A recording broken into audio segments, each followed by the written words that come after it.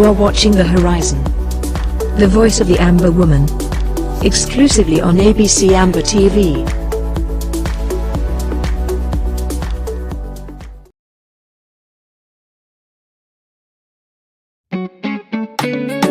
Mutumbo, mama yo, na ya boy go get her.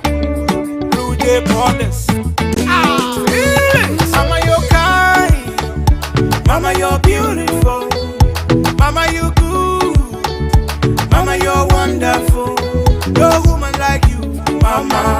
No woman like you, mama. Thank God for you, mama. Thank God for you, mama. 'Cause you gave me life, oh mama. Queen of my life, oh mama. I go love you for life, oh mama. 'Cause you love me so, oh mama. From small begin, I never forget all the suffer when you suffer for me. Oh yeah, yeah. All the pain and the troubles where I put you through. I remember when money no be day and chop no be day for her. You be the try your best. You go run around to find us something where we go chop. When I dey sick, you know the sleep. You go the cry all night. You go hold me tight, start to pray, say God make you help my oh Lord. Ooh, I wo ye ye choma. Afunga na bere ye funga choma. Ambama na bere ye ambama choma. Enga na chinu ye ga choma. Mama, I wo ye ye choma. Afunga na bere ye funga choma. Ambama na bere ye ambama choma. Enga na chinu ye ga choma. Ye ga choma, mama. Enga na chinu ye ga choma. Chinu ye ga choma. Oh, you gave me life, oh mama. Queen of my life, oh mama.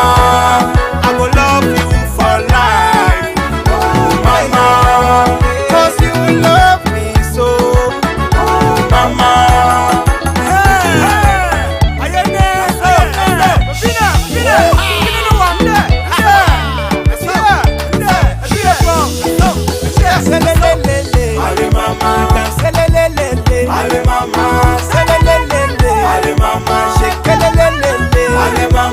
You're my motivation. You gave me the best education, mama.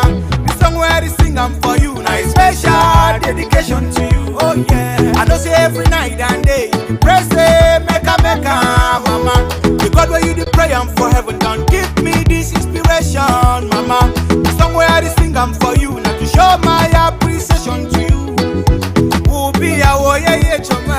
Afunga na bere ye funga choma. Ambama na bere ye ambama choma. Enga na chinum ye ga choma. Mama wo ye ye choma.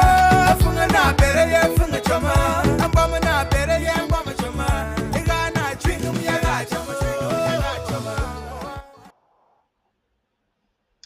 Hello, good evening, fellow Ambazonians. Good afternoon, good morning, depending on wherever you are watching us from. Welcome to the Horizon, the voice of the Ambazonian woman.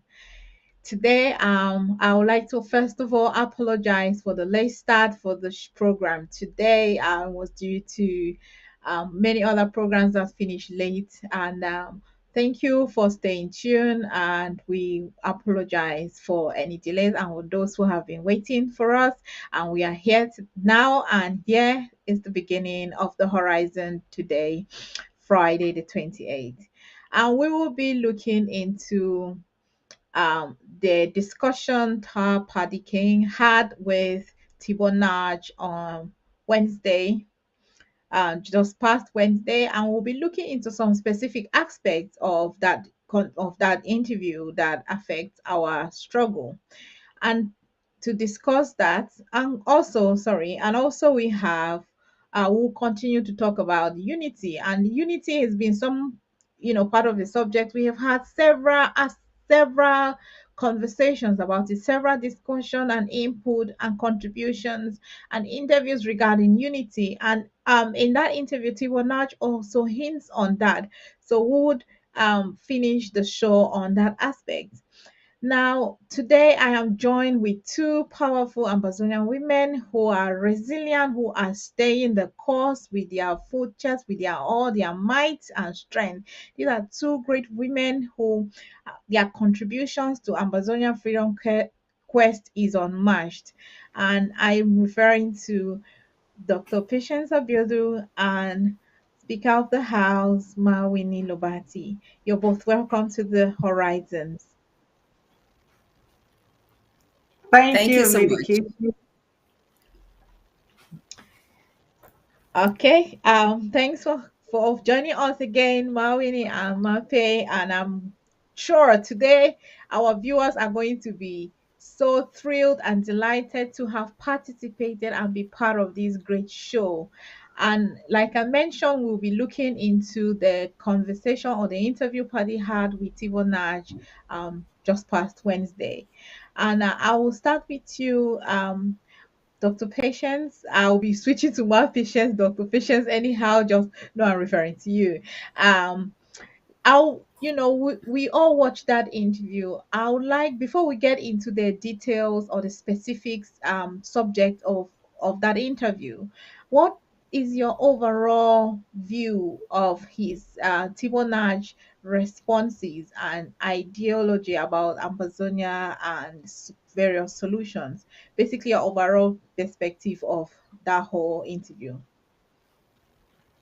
Thank you so much, Lady Casey. Let me start first of all by greeting everyone from the home front, from ground one, from all over the diaspora, for being watching us on the horizon today. We are here staying the cause, the voice of the Amba woman. Um, to answer your question, I will say this phrase that somebody shared with me. We're going to talk about the good, the bad, and the ugly of Thibaut Nash's presentation. The good, the bad, and the ugly. And when I say the ugly, it's not really the ugly because it's all subject to interpretation. But I think there are certain things, certain elements from this interview with Paddy King, that director Paddy King, that uh, tells me, a Southern Cameroonian, that we need to be hopeful. There are certain aspects of the interview that tells me that we need to fight very hard for what we want. And there are certain parts of the conversation from the interview that tells us that our destiny is in our hands. So with that said, I will not go ahead and I will not say much now till we delve into it. Let's hear what Mawini has to say. Thank you. Thank you, thank you. I like the fact that you know how you categorize it. The fact that it's in our hands, and that is a very very good observation, and I love that. And Mawini, what is your overall view of that interview and most of his responses? Thank you. In addition to what my patients just said, I think Thibaut Nagy, let me use an analogy. Thibaut Nagy, you know how back at home when you want to catch a chicken, you drop corn into a place where you want to corner that chicken and then you get it. Thibaut Nagy dropped us some corn directing us to the point of where we need to go so that we can probably maybe get La Republique cornered. And there were some hard things that many of us may not have liked to hear, but I think he spoke objectively. He's not an Amazonian, but he has Amazonians' well-being at heart, and so he looks at it from a totality, holistic point of view than those of us who are caught up in the struggle itself. So overall, I would say he probably had over 50% of what most of us like to hear, or maybe didn't care, and some things that really ruffled the feathers of some of our people. But a closer look will probably show it a little bit different from what most of our people think. Okay. Wow, thank you, thank you. And this is what I told you, viewers. You have great Amazonian women with wisdom, intelligence, and understanding of our plight.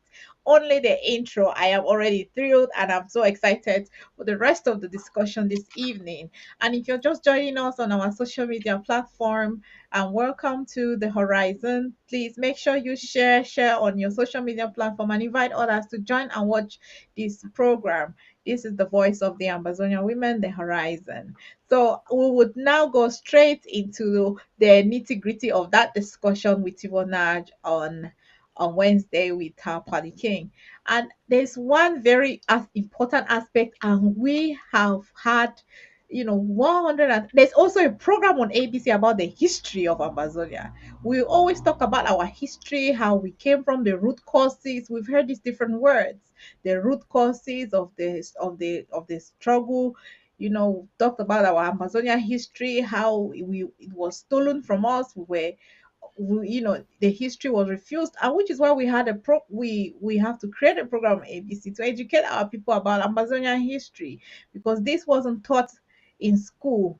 It wasn't taught to us in school, and this was also because La Republic had a plan to assimilate us, which of course admitted by their president that they failed.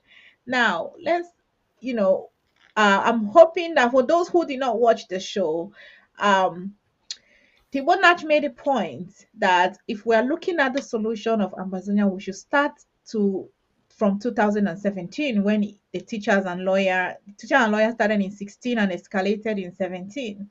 That's where we should focus on, and that's when the struggle became internationalized.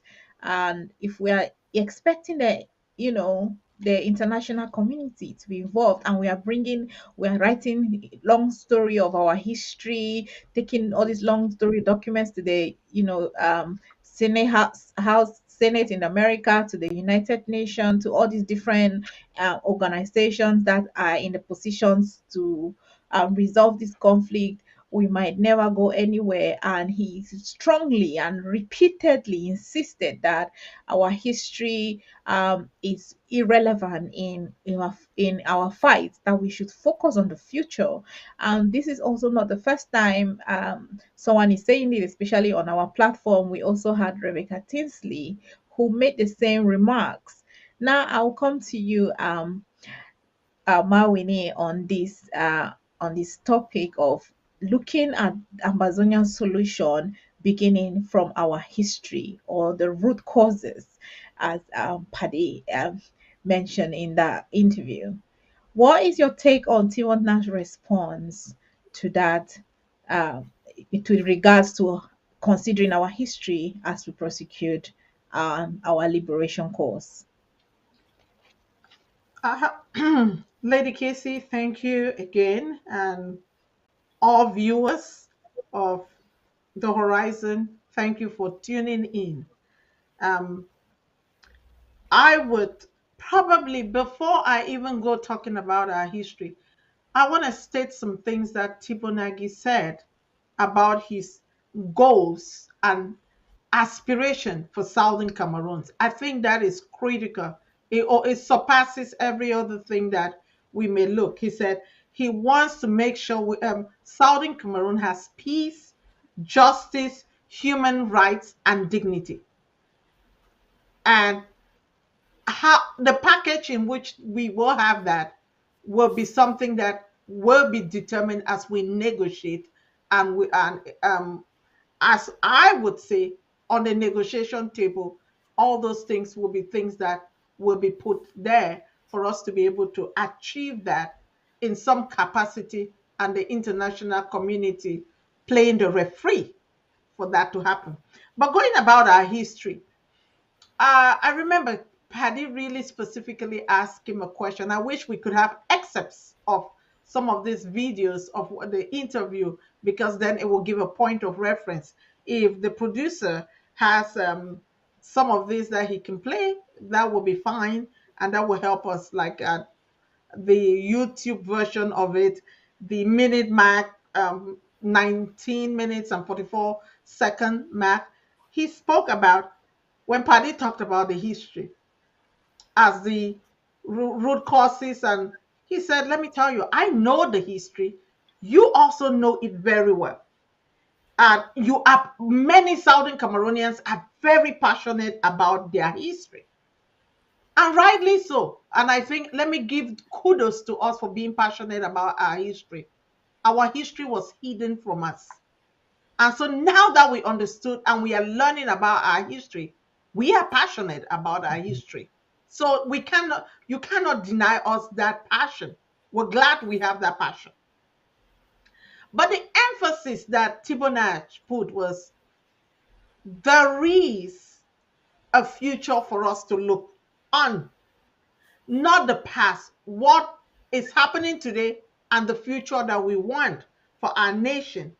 Those are the realities that we are talking today about, and what kind of future. And that is where our focus and emphasis should be.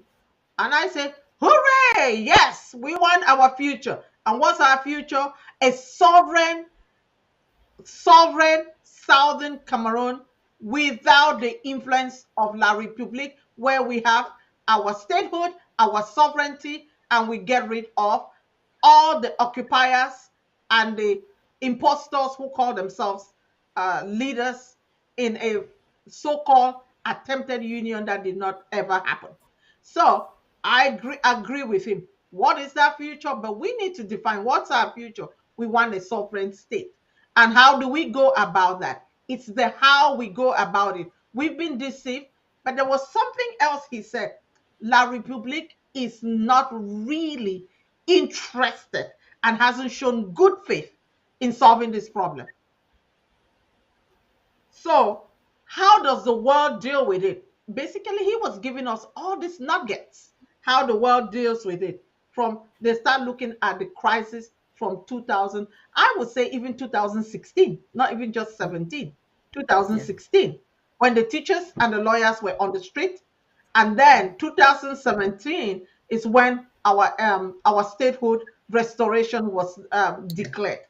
So I even go back, then that is the immediate causes that Paddy was talking about and referred to. And he said we should focus on our future. Our future is where we're going to. Boya.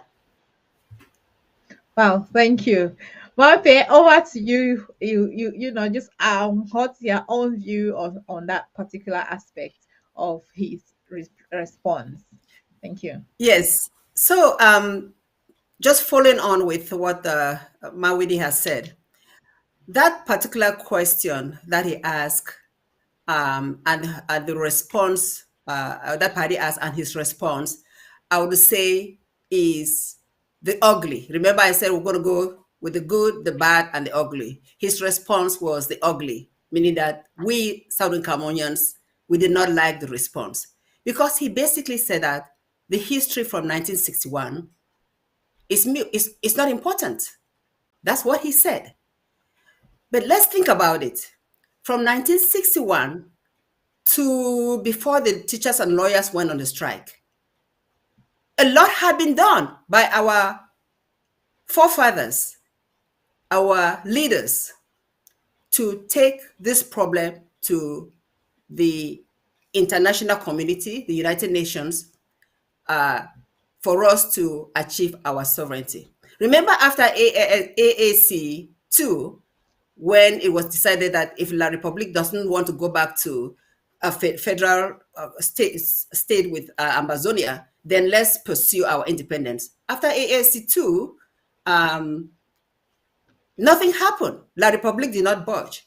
So all that history has not gotten the international community interested. The only time the international community got interested was after 2016, when the teachers and lawyers went on a strike, and then when the genocide ensued. So his point is that the proximate cause is more important than the root cause in the eyes of the international community. But we as Ambazonians, we don't have to take that. We have to push and push and push and tell them why both are important, why the root cause is more important than the proximate cause. Because the root cause, if you want to solve only the problems of the root, if you want to solve all the problems surrounding the proximate cause, there will be superficial solutions. There will be things like decentralization, special status. But if you go deeper and look at the root causes, then you solve the problems once and for all. So with that aspect, I differ with Ambassador TIBOR'S that history is not important, because history is absolutely important. I think that was the ugly part of that interview, that a lot of Ambazonians felt betrayed. That how can you come on a TV and tell us that the history is not important? But we can understand why, as a diplomat, he's saying what he's saying. Thank you, Lady Casey. Lady Thank you, Casey, thank you. let Okay. me add Well, something okay. to that. Mhm. I think there was something else Paddy cornered him, and he said, so don't you think that the root causes will be part of looking for the solutions, and which is basically our history? Then he said, the history will play an important part in dealing with the root causes, in finding a comprehensive, I am paraphrasing, in finding a comprehensive solution, because there is no one particular solution or mechanism that can be used to solve all this problem. So let's give him that credit. Thank you. Thank you, Mawini. And just to kind of brush this through across your two perspectives. Tibor Natch, like my Pei mentioned, was highly diplomatic in talking about our history. But this is an angle that I want Amazonians to look at, why he responded regarding our history in the manner in which he did. And he is quite, I would say, quite true to himself and honest and being consistent with his views regarding solutions to our problem, and his view and perspective, and his main aim for Ambazonia, which Mao Winnie mentioned. So this is a white man who have worked as an ambassador to Africa for a while. He has dealt with different types of conflicts, and there's also something he mentioned, that America can only pay attention to not more than three conflicts within the African continent.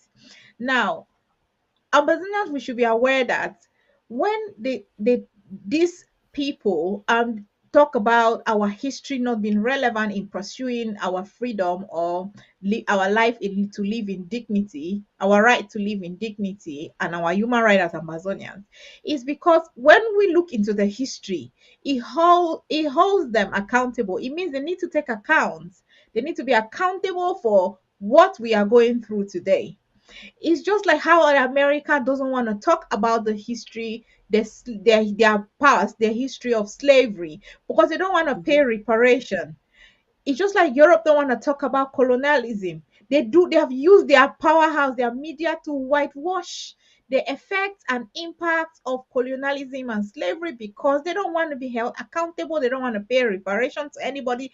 They don't want to take responsibility for the atrocities that some of these countries are still living, struggling with the effects. So for as a white man to come up with that perspective of trying to whitewash our history and say that the um the immediate causes of the uprising or the Amazonian freedom quest is what we should be focusing on, for me is because he said something. He said he has been talking to a lot of people, and meaning that he has spoken to all the interested parties within for the Amazonian struggle, that have told him that so long as we keep talking about our history, which would put them in a position of guilt, meaning that they have to accept the guilt of their Mhm. role they have played in our struggle, they are not going to give us their attention. So he is kind of like Mawini said, he's giving us the nuggets, the strategy of approaching.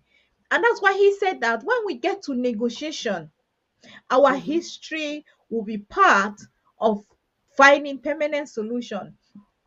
So this is why Amazonian, we should not be overreactive and quickly dismissed um, his perspective, because he is talking from a position of this white population of people that have contributed to the Amazonian struggle, to creating this friction that we currently have. and we want to hold them accountable, that you people should visit your resolution, you people voted for this, you people caused this, you did, the decolonization process was improper, you need to do so, meaning that they have to take responsibility, and they're taking responsibility, that means they're accepting that guilt, and that's what they are not going to willingly do. That's why he's suggesting that we should be strategic in our approach. Let's focus on the immediate causes, get the powers that be within the international community interested in our freedom quest. Then, when we have gotten them deep into it, then we bring out the root causes for a permanent solution. So, that is my own view of how he was trying to suggest a way forward, that we should focus on the future and the immediate causes and the future, and that's how we will get the powers that be to fall behind us and give us the support that we really really need. And this is why I'll just add to that before I take us to the next aspect of that conversation, is that we should be very strategic in how we disagree with I'll say loud voices about our Amazonian cause, especially voices that we don't, that especially people who would think are wavery, would think, especially people who speak for Amazonia today, and tomorrow when they say something we don't understand, we think is totally against Amazonia. They might just be saying that to save themselves. We should be very strategic. And I'll also use our attitude towards Canada in particular, when they did the Canadian meeting, and we quickly forgot that Canada was one of the sponsors um, for the Swiss mediation, and they played a very important role in that Swiss mediation, where La Republic pulled out. So we should be very strategic and diplomatic, just like Thibaut Nash, because Thibaut Nash said a lot of things in that should give us the idea or the mindset, or I'll say the atmosphere around the international community regarding our cause. He, in that conversation, he said a lot of things that we should understand how our cause is playing up within the rooms and meeting rooms of politicians across the world.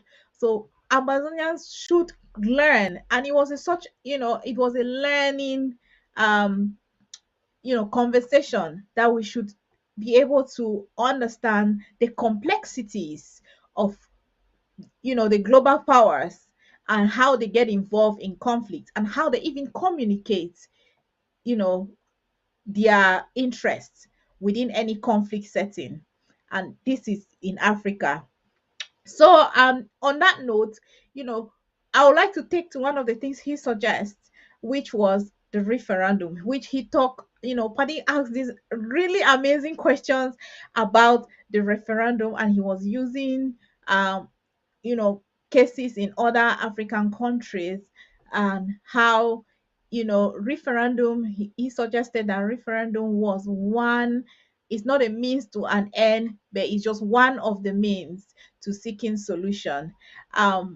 Mawini and my patience, I hope you're there, but my patience, I would like to come to you first on this aspect of the conversation. Yes, I'm here. Thank you so much. And just to cement what you said in the previous narrative of talking about the root cause, I just wanted to highlight that we need to understand that if 2016 did not happen, if the teachers and lawyers did not go on a strike, we would not be here today. That is a fact. So that underscores why he emphasized that they are looking at new history, not old history. But it doesn't mean that old history is not important. As you said, that has to be taken to the table for a permanent solution. Now, you talked about referendum, the issue of referendum.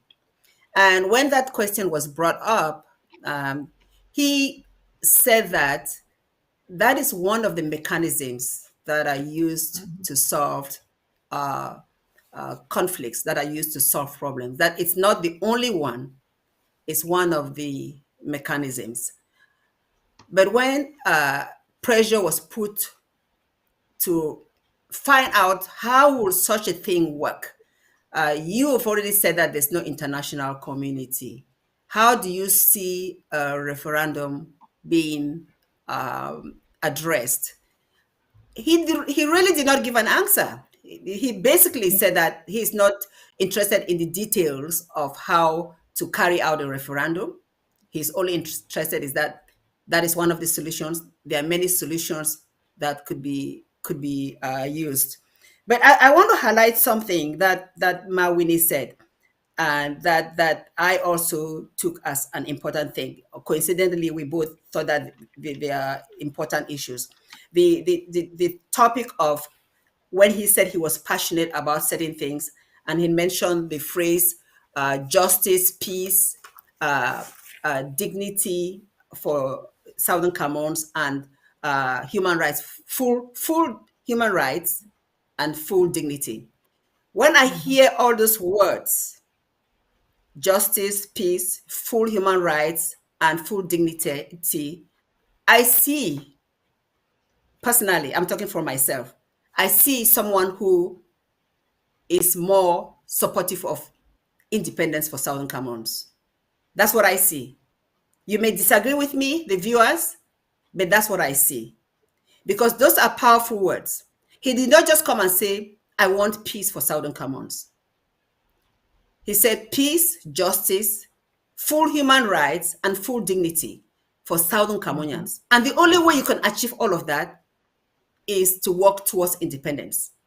Although he said that there are people that are passionate about our struggle, that want federation or want independence, and he's not leaning towards any particular view. That's what he said. We don't really know what is in his heart, but we can only go by what he comes and tells on our television.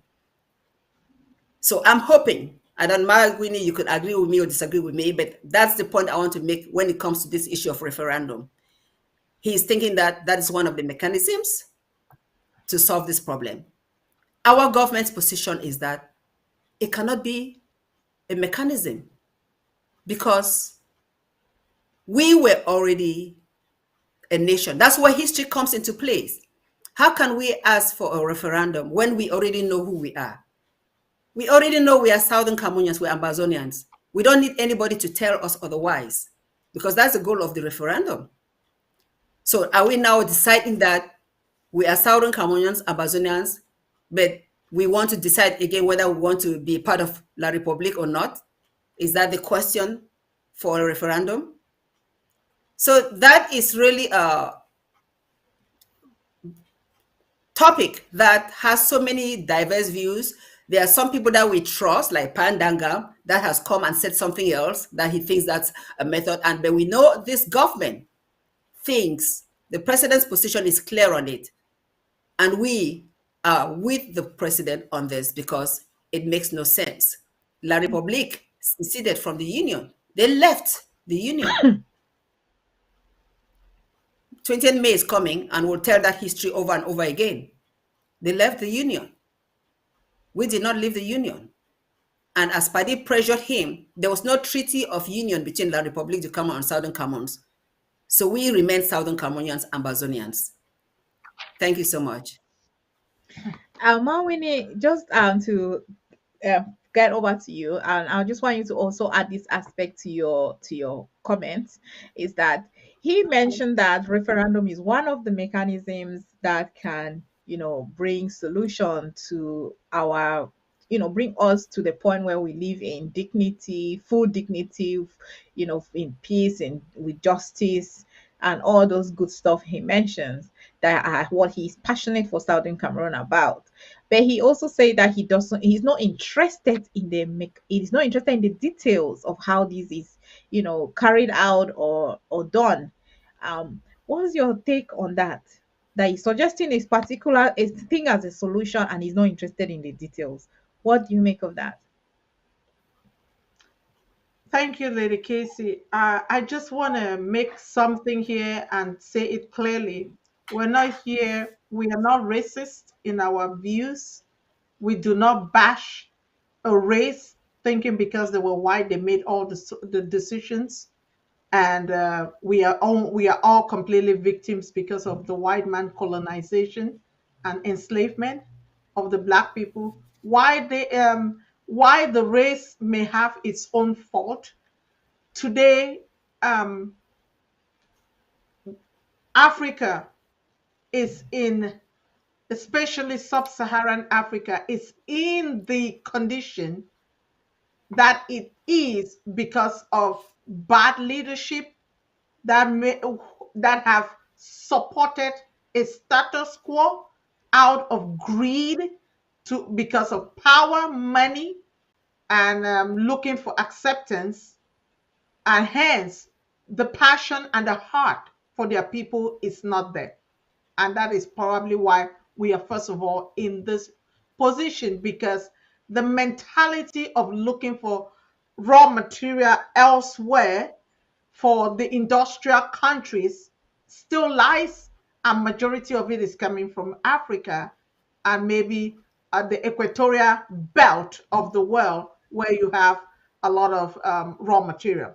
So, with that being put clearly, that are not racist in how we view things, we will also put a blame.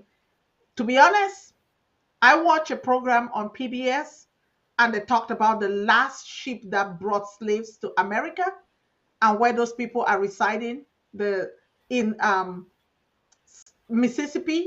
And Mhm. unfortunately, that was even after slavery had been abolished. So why am I saying this? So we don't come across as we are um, racist in our tendency and turn to blame. There is enough blame to go around, even our forefathers. I don't blame our forefathers, but I also, we can say that they were ignorant, and in their ignorance and not their foresight, calculate and look at it. How old were most of our forefathers? It seems like I'm taking us off the referendum thing, but I think I am hitting the referendum historically before we come to a future referendum, if a need be, or plebiscite. Our forefathers, most of them, um, did not have college, university education. Let me use that word because that's what is common worldwide. And most of them may have gone to standard six, did teachers training, and that was, there were very few of them, maybe Dr. Endeli, who had gone to university and was a physician. Majority of them did not have the insight. They had not been trained in dealing with the political and the politics and diplomacy of the world. Yes, we had transition of power, and it went well from 1954 to 1961, or all the way to 1968 until Joao was kicked out. However, our parents did not know how to play the game of the international community, which Tibor Nagy gave us a mixed message. There is an international community, but there is also no international community because there is no unanimity in them agreeing to a solution. Therefore, he said one thing about referendum. Referendum is one of a mechanism, one of the tools of several to be used for a solution, and that he does not like to prescribe a one kind of solution, that there may be multiple. With that being said, I know, and I will say, what are the downsides of having a referendum? I think if I highlight that, anything that we do without having been on the negotiation table and put specific, prescribed specific patterns and structures in place, that we can legally carry out even a plebiscite, then we are doomed to fail. La République is master at rigging elections. So we should know that. So what should this be? Referendum should not be something that anybody should be talking, and we're offering it to La Republique. Why should we? They don't care. Tibor Nagy already said that they don't really care about having a good, solid solution, even in their 2019 dialogue where they said special status, that they're not interested in showing good faith. So why should we be announcing referendum? We can't. We shouldn't. Who? One, what are the disadvantages? Who do you define as a legitimate, bona fide Ambazonia residing in Ambazonia at this time? When there's been a lot of, um, we've had a lot of people from La Republique, citizens that are now settled in our zone. And many of them have acquired land with land titles. It is easier for a Bamileke man to get a land title in Bamenda than for you an Ambazonian. Why? The DO that issues it is maybe a Bamileke man. The SDO to sign it is a Bamileke man. The governor is a Bamileke man. And then you go to Boya, Victoria, and the other places. They are either a Bulu man or a Beti man or an Ewondo, and those are the people.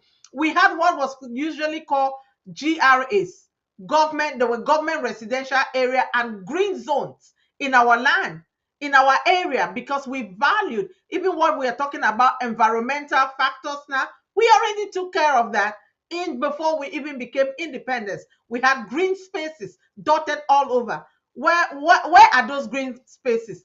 They've been cut down and those land parceled out and sold predominantly to our citizens of La Republique. So how do you define who goes to vote in whether it's a plebiscite or even a referendum?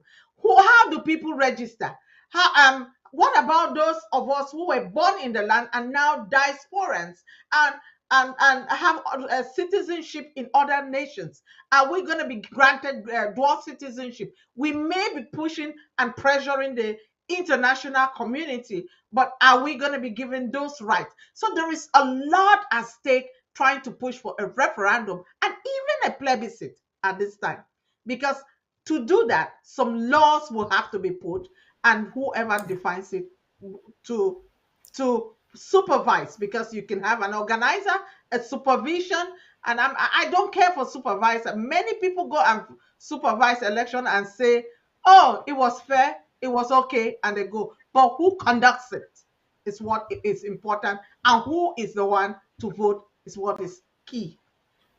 So with that said, a referendum or even a plebiscite being suggested at this time is of no benefit to us until we have stringent measures put on the ground, and we have flushed out all the administrative La Republic administrative people in there, so that our people can have freedom to express their rights and their wishes. Thank you. Thank you. May I I just just add like, something briefly, Lady Casey, before you, okay. I want to Yeah, just add I didn't something want to briefly. move. Yeah, before you add, okay, that's fine. Just go on and add, No, then I'll go ask ahead, my question. please. Go ahead. I just wanted to follow up with Mawini from what she just said, and I just want to follow up with this question that but so far we have noticed that most of the voices that have spoken some kind of solution uh about our freedom quest have suggested a referendum.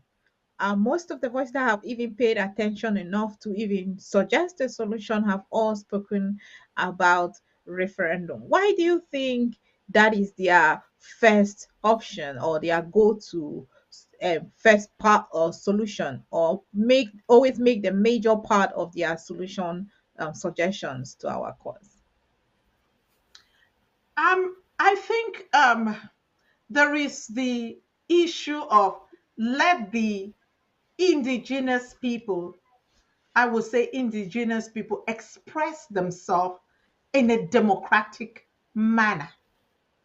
To We already express ourselves. Here is where I say we could blame our forefathers when they came and said independence by joining or independence by joining A or B. They could have said, no, we want independence without independence by joining. And so we will not go in for this plebiscite and not agree. But remember, most of our forefathers who were then under the British never were themselves present in the United Nations. They had a representative that represented them, but he was British. And so, if we now are using referendum, which is one of the mechanism tools that, if you remember, Tibor Nagy talked about another nugget, how countries gained their independence. The US fought until they won the war and pushed the British out. Eritrea and Ethiopia, they fought until they pushed out the president, and then eventually some other things happened, and Eritrea, after having won, then went to a referendum to state that they wanted to be totally independent and have their own statehood separate from Ethiopia. That was after something was already put in place. Somaliland Mhm. fought for years, but then they also had this challenge that when there was upheaval in Somalia, then they took advantage and broke off because they were already structured. They had their currency, they were doing things, and so when they broke off, nobody has recognized them except Taiwan. And little did I know that Taiwan was not even recognized by the US, but US uses Taiwan as one of its base places that support them for because of democracy. And then, interestingly, we may think that this is only unique to Africa. Norway and Sweden in the early 1900s also had a referendum to split, and Norway came out of Sweden. So it is good when you have a structure and people who understand law and will are bound to agree to the laws that have been put and the structures that have been put, just like Scotland keeps once in a while, how many years you will hear them. You are familiar with that. They say they want to get out of Yeah. the UK. Yeah. And then when they don't win, they respect it. So those are some of the things that are difficult. And the international community, it is easier for them to do this because guess what? If your hands were already dirty, we are already pricking your conscience. You want to wash your hands quickly. Let's do a referendum, and however it turns out. Then we can walk our way and say the people spoke. Then you have. It doesn't matter how it turned out. La Republica never conduct any, because even the 1972 referendum that they did should not have been given to La Republique citizens. It should have been only to us because we were the Yeah. ones to be joining and uniting with them. Wow. Thank you very much. That was well articulated. Matthew, you can go ahead and add your comment. Thank you. Yes, just to add to the issue of referendum, this topic, subject referendum, that has just come up so frequently recently is just is a work of people in the background trying to push this agenda for one reason or the other. You asked the question of Mawindi why it's an issue. I believe it's an issue because we are taking into consideration that there are some people out there, like the Federalists. Remember that Thibault Nash says they listen to all Southern Cameroonians. They listen to Yep. all Southern Cameroonians. The United States of America, Canada, all the international communities, they listen to all Southern Cameroonians. So they are getting mixed messages. There are people coming to them telling them that we want to be under the context of a one Cameroon, but as a federal state. And there are other people saying that no, we've gone past that. We want to own our own land that was denied of us from 1961 when we were given independence by joining A or B. So because of these two divergent views, the solution, they think, is a referendum. But let me say this. I think this interim government had always had in the back of the mind that it may get to a referendum. But it was not something to be debated in the public as we're doing now. It was something that would have come up after La Republique and Ambazonia sit on the table. So the first step is you go to that table and talk about issues that are pertinent to solving the conflict. And then finally, if you agree that a referendum is the choice, then the Southern Cameroonian delegation, or the Southern Cameroonian, that is the Ambazonia that is sitting on that table, talking with La Republique, will then go back to Southern Cameroons and say, okay, we've decided that a referendum is the way to go. Now, how do we put in place a system that will make this referendum corruption-free? It takes me to the story of the birth of Jesus, when we know that Joseph and Mary had to go back to Bethlehem, to Nazareth, for them to be counted so that they could also be able to pay their own taxes. So when the time comes for a referendum, the real referendum, if it ever gets to that, then only Southern Cameroonians will put in place where we will go to our villages. Every Southern Cameroonian comes from a village.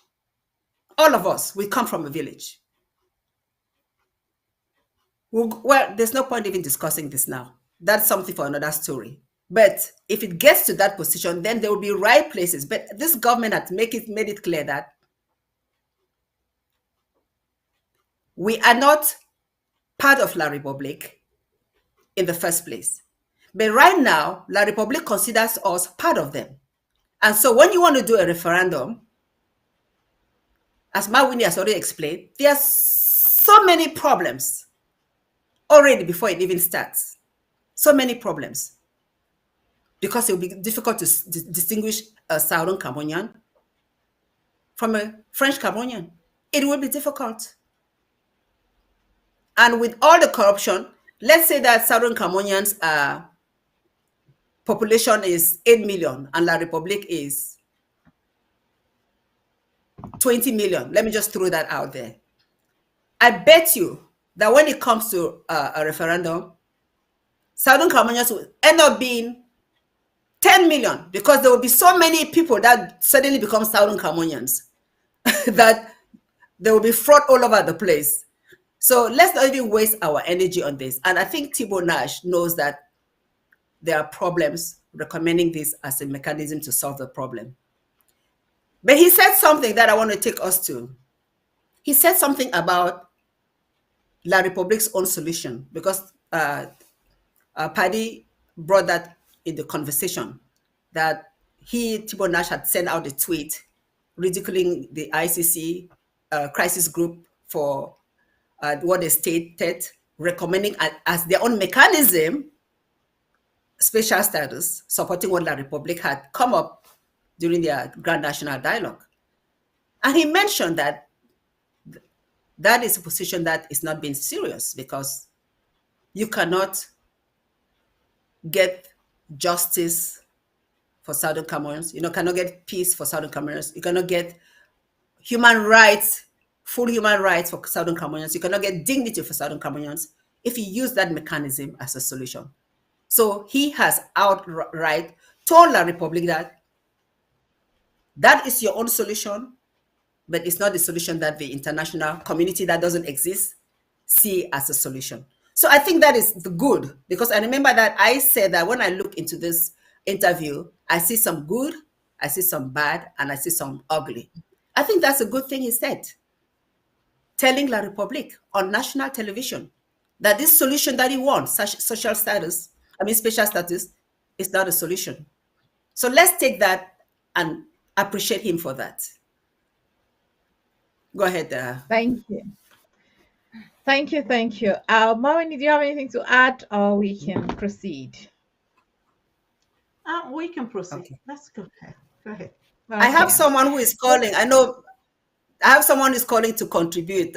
She wants to say something quickly. So I'll put her on the air. I Okay. know she just called me, but let me just put her. It's Maruth from ABC. So let me put her on. Okay. You're on. Yeah, hello, thank you very much. And I just want to say congratulations to you, bright ladies, and the futures of Ambazonia for taking this hard topic on air. So I just want to say something and also to ask a question to you all. Anyway, I am going to say that the issue about this referendum is a little bit complex according to the historicity of our country. But we have something that I really want to ask. When La Republique wanted to give us multipartism, they had to go back and then do multiplication of multipartism. That's why we have 300 and something parties. Then now, they also, when we had the NCAC, we have multiplication that La Republique created. Currently now, we are having a situation that we have some people who are calling themselves Ambazonians, and it is believed by Ambazonians that they are also being created by La Republique to push their agenda. How are we going to call these people? Are they really Ambazonians or they are satellite ambassadors of La Republique? Because this aspect of us not having a united voice is because of this satellite agenda pushed forward and paid for by La Republique. We Ambazonians, there is no Ambazonian who does say today that doesn't want to belong or be in his own country. So I really want some clarification how this manipulation is being done by La Republique and how we can carry on it. And thank you so very much. That's all I have to say. Bye for now. Wow. Thank you Thank so you. much. She just took, she literally just launched us into the next part of this conversation. Topic. And Ruth, Yes. Sister Ruth, thank you so much for that very, very pertinent, necessary, and I cannot even scream the importance of that question and the importance of the Amazonians at large to understand this thing that she has just mentioned, giving some examples. And I want to use the example of that multipartism, which is the one I understand and I know so well, Yes, where Barrister. there was multipartism, but we know it's only Sure. before Certainly. Nivoni John Fruni was corrupted. Indeed. SDF was the only actual active opposition party, which was also Lady created with Casey, Ambazonia agenda. Yeah. I know we want to continue to the next topic, but Barrister Tim wants to say something also before we continue. Okay. Yes. Please. That's fine. You're on, Barrister. Yes, madam. This is my contribution. Referendum, whatever thing they call it, is totally impossible because Ambazonia or British Southern Cameroon does not have the institutions to organize a referendum. There's difference between organizing and supervising. Organizing means registering voters. Right now, what they have in Ambazonia is the voter register provided by ELECA. The voting age is 20. Those who organize the referendum set up their own rules. We have to choose who will vote and who will not vote, just as you are saying there. For example, you and me fighting for this struggle living abroad. Are we qualified to vote as Ambazonians? Of course, in Ambazonian law, we should vote. But can we vote right now if there was a referendum organized under the present circumstances? The answer is no. As someone said, there are people born in Yaoundé, there are people born in Douala who are born by Ambazonian parents. Are they Ambazonians? I think so. But what law would allow them to come and vote? We don't have that law. So those people talking about a referendum should forget about that. We don't have the institution in place to organize anything like that. And let me end up by saying that our interim constitution provides that when we get to Buya, 3 years after we get to Buya, we shall set up institutions. That is when it is possible for us to organize any elections, Right. be them presidential, council, or whatever election, because we shall put down the laws that govern our own elections. So referendum premature, putting the horse before the cart, putting the cart before the horse. Thank you, madam. Thank you so much. And that Wow, concludes the thank you. topic on referendum. Absolutely. Thank you. Absolutely. That seals it. And that seals it. I will quickly move into this part where we talk about diverse voices in the diaspora, this unity within the diaspora, different voices, and all these things that we have been hearing. And I was trying to use the multipartism and how La Republic have manipulated our system to ensure ineffectiveness. And we know what has happened. They have had the same president for 4 decades or probably more. So we know how that that has worked out in La Republica. We can see the deplorable states of the country. I mean, that's the only country in Africa I think is making zero progress, given a advancement in technology, infrastructure, and everything else going on in the world.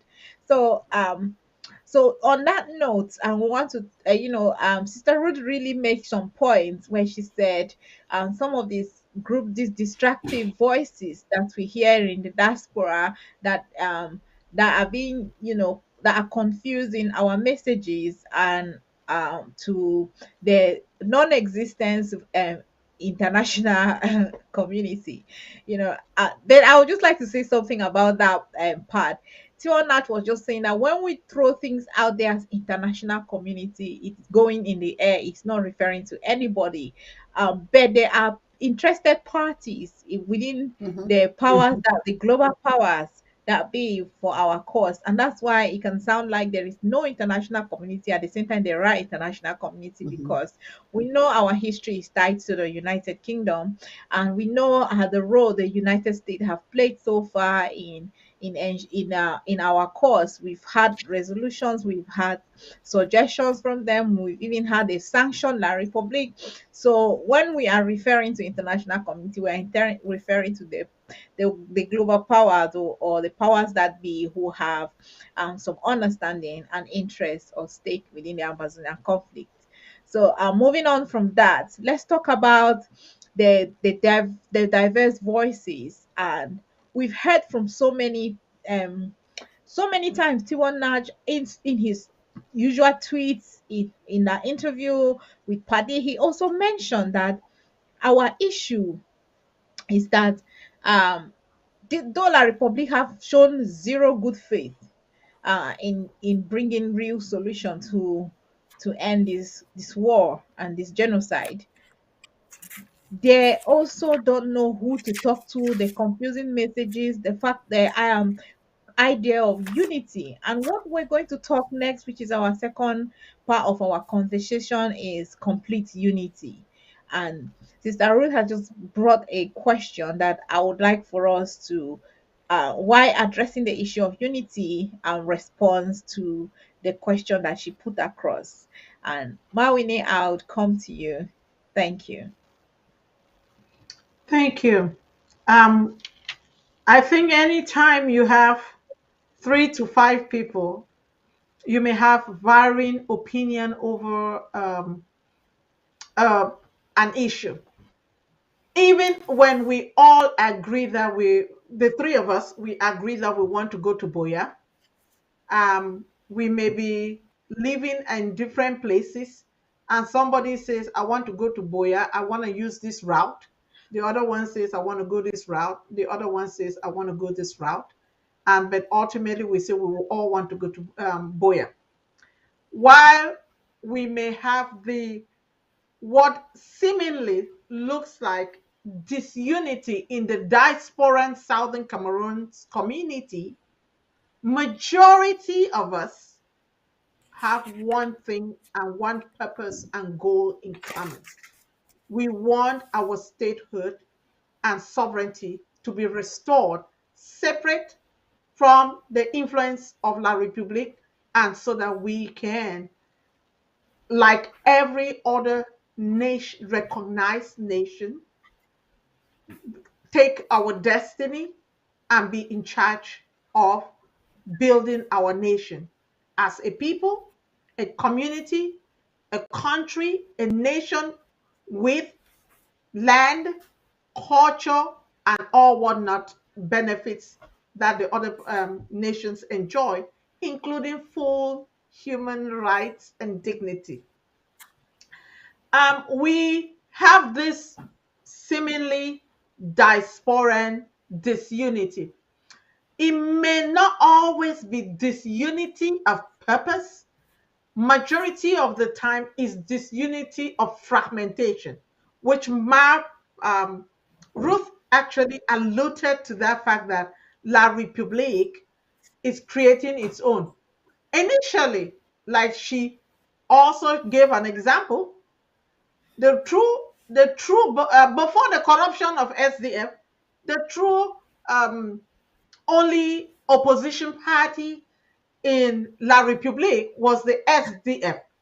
And then there was the multiplicity and multiplication exponentially of multi-pluralism in Cameroon, many of them financed and supported by La République to create and water down and wash out.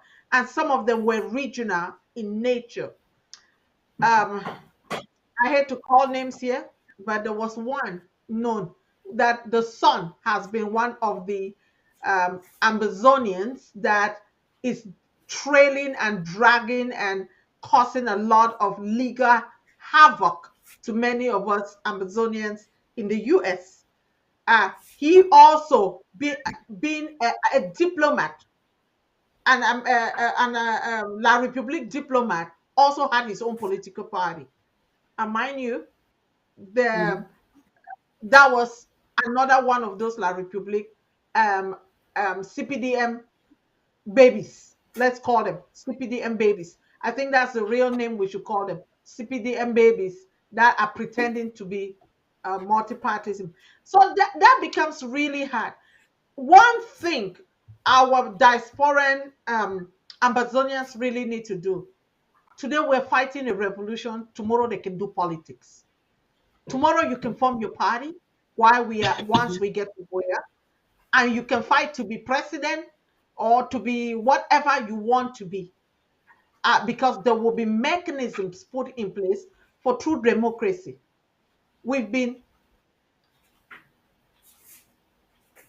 our human rights violated, our dignity stripped off, our rights to even have a sovereign nation stripped off illegally.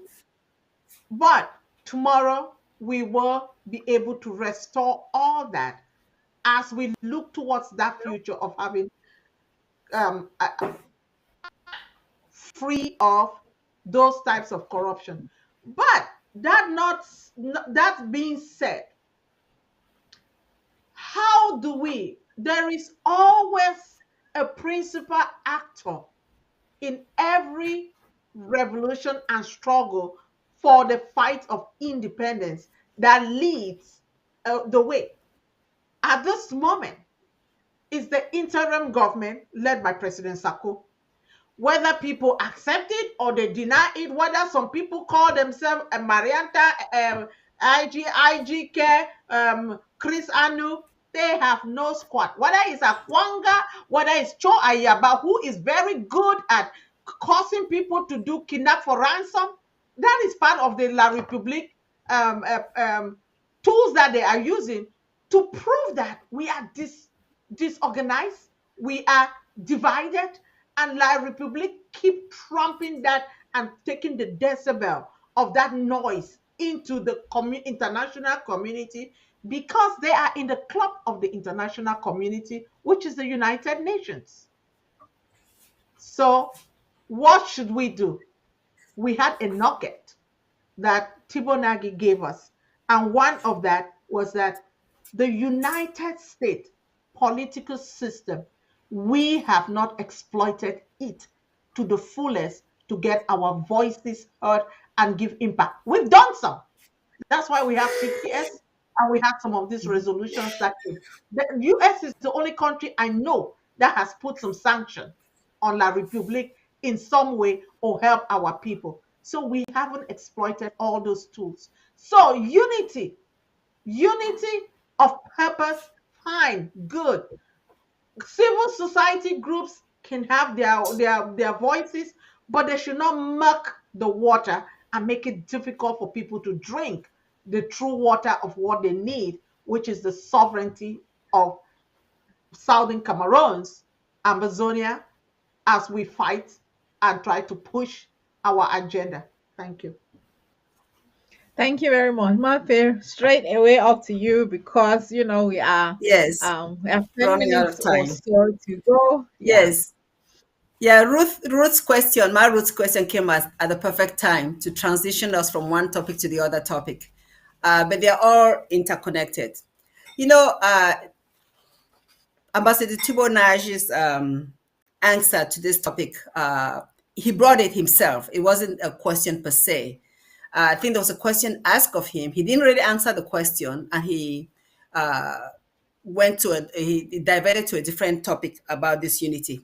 He mentioned that congressional staff that he has access to, these are people that are interested in our case, they have mentioned that they get berated with different leaders coming with different mechanisms.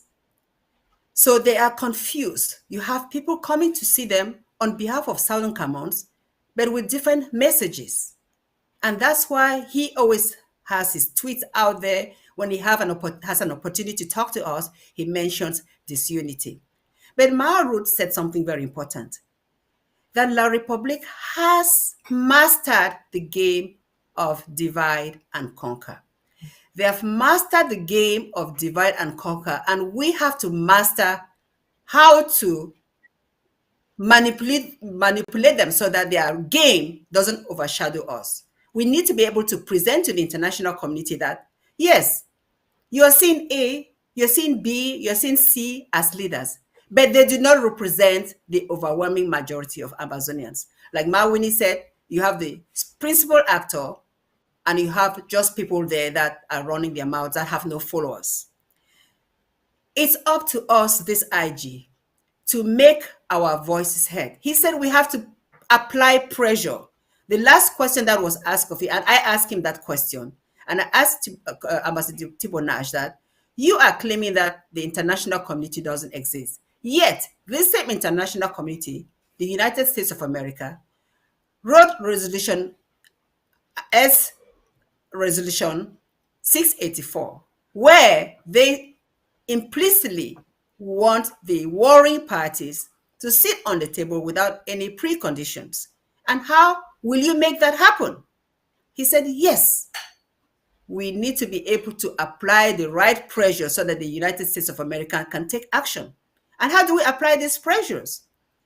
Back to this topic of unity. What is the unity that counts? How do we make them understand that parties like Marianta, parties like ANU are technically fabrications of La République du Cameroon? Because let's think about it. This struggle morphed from the traders union, where this thing really started with the teachers and lawyers going on the strike, became consortium, became SCACUF, became the governing council, became the interim government. That transition right there is making us bigger and bigger and more recognizable in the international arena. So we are now the interim government. But what happened? Sissoko was arrested and President Sako took over. Somewhere down the line, APNC occurred because of La République manipulation. That's how we started the division, where now you had two IGs, IGK and the People's IG. Then what happened again? Somebody is in the background manipulating us to create more division, and you had the coup plotters came about, and you had Maranta IG. And why, if they were really interested in the cause that we are on, why would there be a Maranta IG and a Chris Ano IG? Because it was all based on falsehood. It would have just been something that it would have transitioned to either Chris or Marianta. So you see all this faction that Margaret is talking about. It's up to us to make the international community know that we have structures. We have LGAs, we have counties, the people that are on the ground all belong in this structure. And this is the government of the people that have put in place representatives that when the time comes to talk with La Republic, this government will put the representatives to talk to the government, so that these other fake leaders that are out there that are considered stakeholders have no voice. The million-dollar question is, how do we do that? If we can find a way to make the international community see us, only us as a principal, and put the right pressure, I think this will be something that will be resolved quickly. Thank you. Thank you, Mape, for breaking that down. I'll just take this very I'll say abstract aspects, and this is to the international community. I like to refer to them like the powers that be, or the global powers.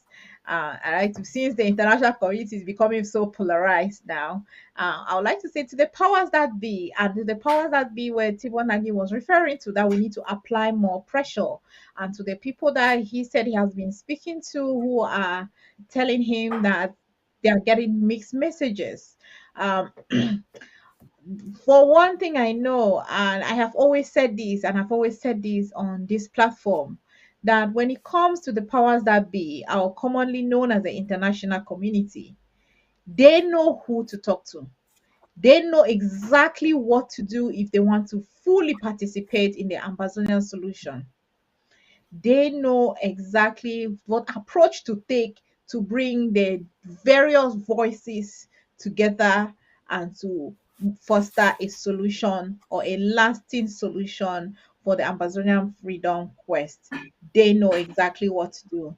Now, I in my opinion, and it is my opinion, the international community is using the I diverse just got a voices. message, Lady Casey. Somebody wants to Yeah. call from home front, so continue calling. He sent me a message.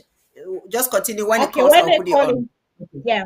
So Okay. in my opinion, the international community is using the diverse voices, or the different fractions and groups and friends groups and meeting group, jangi groups that have emerged as Ambazonia IG, is Okay. using all of We that have as an someone excuse. calling from the home front right now. Okay. Caller, go ahead and state your name and ask your question. Yes, good evening, my patients. Good evening to Lady Casey, and good evening to the Honorable Speaker. May God bless you now. This is IG Watchman from Homefront. That's the name I prefer to use. Okay. Okay, I am very blessed with the program this evening. You know, I attempted to attend the town hall meeting yesterday, and one of my recommendations in that town hall was to recommend that an analysis, an in-depth analysis like you're doing, should be made in different forms on the television. But unfortunately for me, the network situation could not allow me to participate, and I had to bow out of the town hall prematurely. But I'm happy that you are doing this, and I pray that it should be done, multiplied in different forms and different ways. I want to ask these people who are asking for referendum. In fact, I want to tell Chris, and it's a disgrace. It's a disgrace. I follow his channel too, yes, right from my parlor. I follow those channels, ABC, his channel, and that of Joe Lucas. But ABC is my best channel. It's our family channel. So now, I want to ask, when Liberia backed out of the federation, was there a referendum? So why should we ask for a referendum? Good question. I think the network is. I mean, I hope he's finished his question. That is Yes. that is how Amazonia should be thinking. And Thank you so much. I I'm think so we got happy. your question.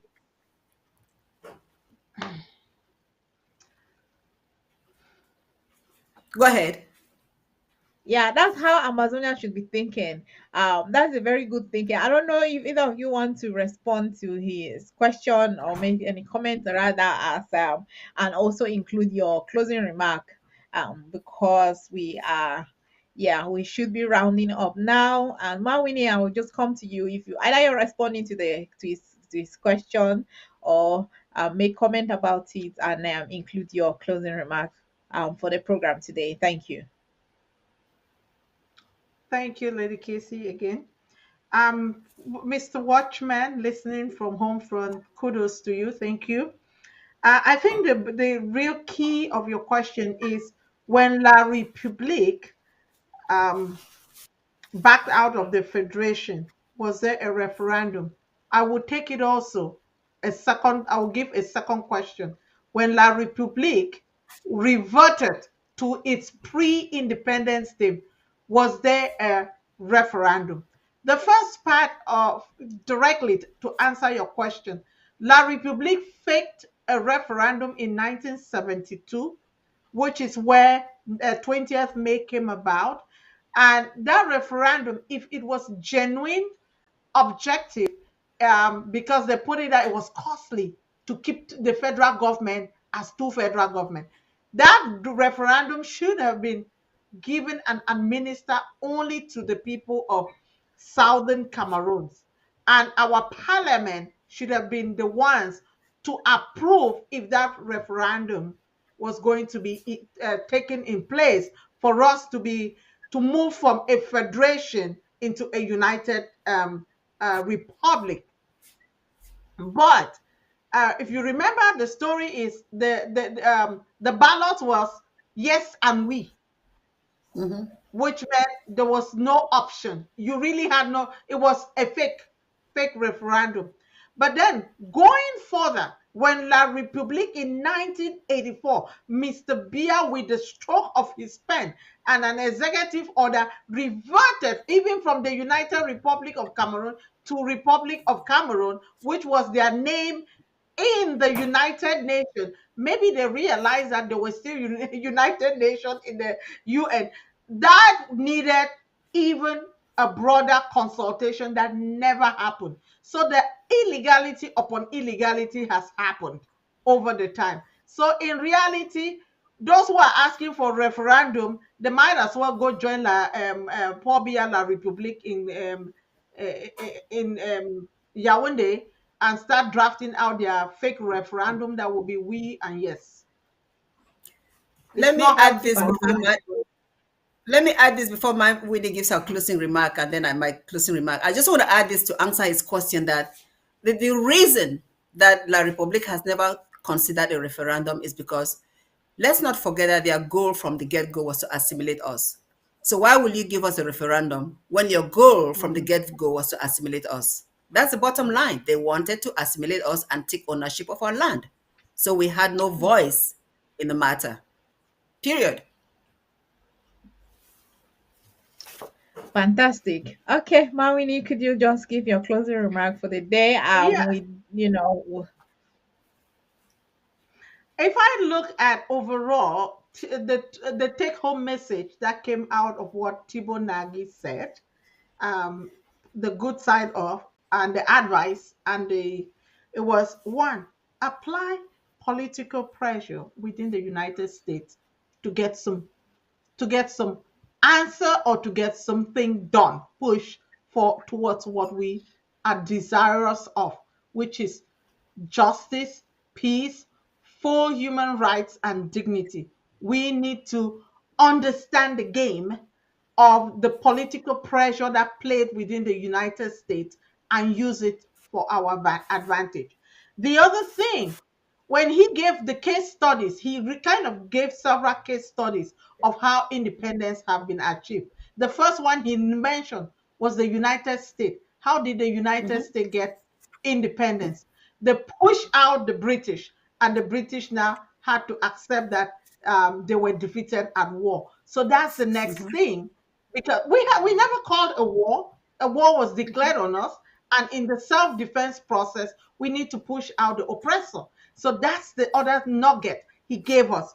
And then the other one about speaking a common language, I think majority of us will be there speaking this language of going back to Boya. We may have a tiny minority who are comfortable staying in La Republique because probably of their personal interests and investments and what they are gaining by being in the being staying in the union with La Republique, be it by federation or decentralization. So the take-home message: political pressure and defeat your enemy and get your sovereignty. Wow, thank you very much. More patience, over to you. Thank you. Yes, I'm not going to repeat what Ma Winnie says. Everything that she says is what I would say. But interestingly, I just want to mention something that this, the women's tears, Echoes of Women's Tears, 21st Century. I just want to read an excerpt of what was in my chapter when I wrote this, when we wrote this book a few years ago. I say, I find myself asking whether the international community is remotely relevant in our struggle for freedom. Many developed nations in the world have gone through periods of instability, social upheaval, depression, or war. Countries like Eritrea, Sudan, and Rwanda all have very dark periods in their history. We are not an exception. Nonetheless, before the international powers intervene, if at all they would, we Southern Cameroons must decide what we want and how to get it. We will not be manipulated by leaders, organizations, including the United Nations or African unions. They cannot dictate what we ought to do to bring peace to our homeland. Our homeland is a part of Africa with internationally recognized boundaries. Within these boundaries reside a people blessed with resources which they and only they have the right to tap and harness to develop and sustain their country the way they want. So I read this to say that even then when I wrote this, I thought that it's up to us to do most of the work and then the international community will play their part. So we conclude this session by me saying that, and that's what Tibor Nash really said yesterday. Thank you so much for having us today, Lady Casey. Wow, thank you all, and thank you our viewers, and thank you for those who contributed and participated in the show today. I hope next time we'll open the lines much earlier and we'll get our people to contribute and we all have a discussion amongst ourselves. And thank all of those who were participating on Facebook. We could see your comments. And until next time on the horizon, remain focused. And the women are saying we are staying the course, and that's what is expected of every Amazonian, to stay the course as we keep marching on. And in the summary of all our discussion today, the responsibility for our liberation is in our hands. We will have to take the first step and drag the rest of the world with us. And that means every Amazonian needs to play a role in seeing our freedom course move forward and make the necessary progress that it has to make. Thank you all once again for joining us on the horizon today. Until next time, stay blessed. Mutumbu, mama yo, na ya boy go get her. Blue Jay Brothers. Mama yo kind, mama you're beautiful, mama you good, mama you're wonderful. No woman like you, mama. No woman like you, mama. Thank God for you, mama. Thank God for you, mama. 'Cause you gave me life, oh mama. Queen of my life, oh mama. I go love you for life, oh mama. 'Cause you love me so, oh mama. From small beginning, I never forget all the suffer when you suffer for me. Oh yeah, yeah. All the pain and the troubles where I put you through. I remember when money no be there and chop no be there for her. You be the try your best. You go run around to find us something where we go chop. When I dey sick, you know the sleep. You go the cry all night. You go hold me tight, start to pray, say God make you have my oh Lord. Ooh, I wo ye choma. Afunga na bere ye funga choma. Ambama na bere ye ambama choma. Enga na chinum ye ga choma. Mama, I wo ye choma. Afunga na bere ye funga choma. Ambama na bere ye ambama choma.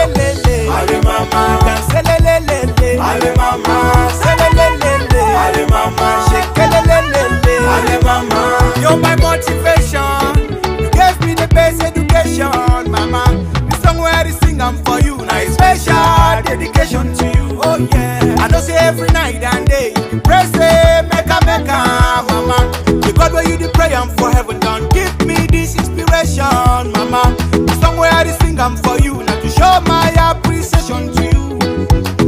Be a warrior, choma. I feel na better,